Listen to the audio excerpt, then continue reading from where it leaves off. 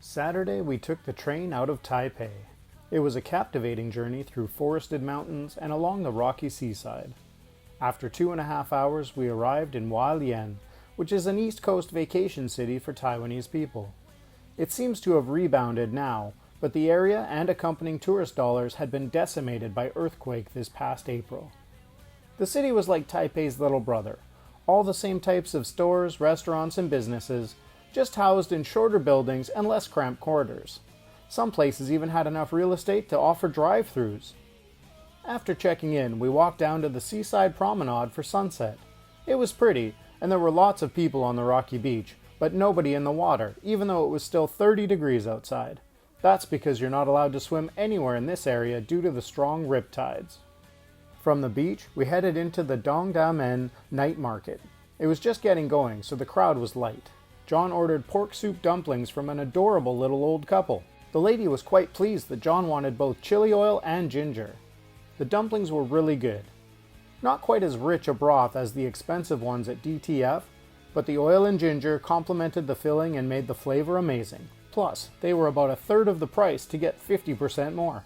Our other night market snacks were soft serve ice cream, I'm a sucker for a twist cone, a couple of bubble teas, which sadly were the least enjoyable we'd had in Taiwan so far, and lastly, we paid just $2 total for cut-up, ready-to-eat bags of golden watermelon and dragon fruit. It was a great deal for some much-needed nutrients and fiber. The crowd was getting pretty dense by the time we had perused the entire market, which made it a decent time to leave. On the walk back to the hotel, we happened upon a breakdancing showcase set up in the middle of an intersection of a couple of side streets. The guys dancing were pretty good. They were no ray gun. They didn't lie on the ground or convulse once. And the crowd was loving it. The next day, we walked back down to the water, but we definitely didn't attempt to swim. Even if it hadn't been prohibited, the waves were slamming the shore, and we could see all the menacing rocks below the waterline. We walked south along the seaside path, the opposite direction from the previous evening. And even though the clouds and breeze helped a bit, we were sweating. In fact, we have been perpetually sweaty since arriving in Taiwan. The humidity is at something like 1,000,000,000%, so even at night, which barely drops in temperature, we're still soaked. The only time we're not sweating is when we're suffering hypothermia in every business's subarctic air conditioning. It's called temperate, people. Look it up. One of those freezing cold places was our next stop, New Paradiso Mall.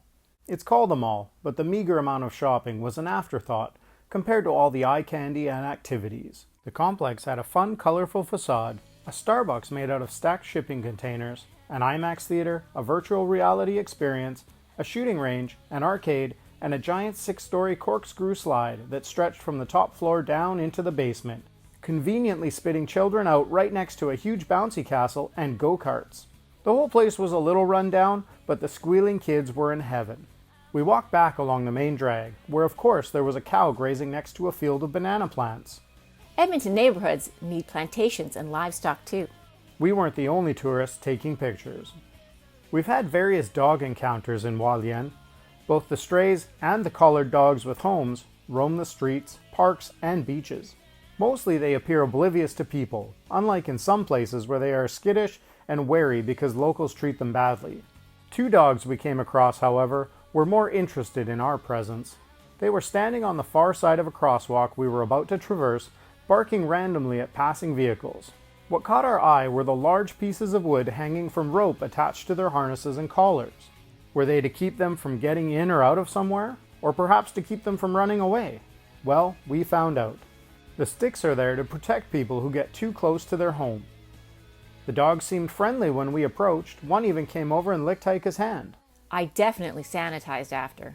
But as we walked past, nearing the home on the side of the road, one dog rushed around, lunging and snapping towards John. Not like the dog actually tried to bite him, but more of a warning. Back off, man. They did not want us approaching their home. We obliged and went back the other way, and they were cool with that. We're pretty sure the sticks keep the dogs from chasing strangers that don't take the hint and end up having to run for it. Unfortunately, we also saw laid out across the sidewalk the inevitable consequence of roaming dogs next to busy roads. Heike shed some tears. Apparently the sky was sad too, because it started to rain. We were ready for it and slipped on our rain ponchos. We remembered him this time, if you happen to recall the absent-mindedness that got us soaked in the UK. We definitely weren't the only ones in ponchos. It seemed to be the rain gear of choice for scooter riders too. The deluge brought out large snails like this one sliding across the sidewalk. Through the rain, thunder, and lightning, we made our way back to the night market. Because it was early on a dreary Sunday, many of the places were still closed. However, the soup dumplings man was open and waved us in out of the rain. We got 2 orders of shrimp and pork dumplings. John actually only wanted one of those and 1 order of pork and vegetables, but the request was lost in translation. It didn't matter though, because they were once again very, very good. While John ate, another customer kept trying to get Heike's attention. He wanted to know if we needed any help talking to the dumpling man. It was a little late for that, but we were able to relay just how tasty John thought they were. We also picked up some Aboriginal sticky rice. This area still has a high percentage of original peoples from before the Japanese and Chinese showed up. This rice is prepared in their traditional method, inside a bamboo tube over fire. When ready to eat, you're supposed to whack the tube on something hard to crack it open and release the morsels inside. These ones came pre-split for us.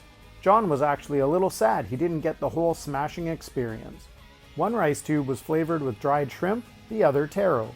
The taste was subtle, but that's because they're meant to be a starchy, caloric accompaniment to a main dish, like these whole grilled salted fish. It was kind of a weird juxtaposition to eat this traditional food next to a square full of modern war machines like fighter jets and tanks. We walked back in the persistent downpour. We had been wet for so long that our hands were all pruny. The next morning we checked out of the hotel. It was another hot, humid, sweaty day. We took a slight detour to walk through previously unexplored streets, and, by the end of our slow walk to the train station, we were once again absolutely soaked in sweat.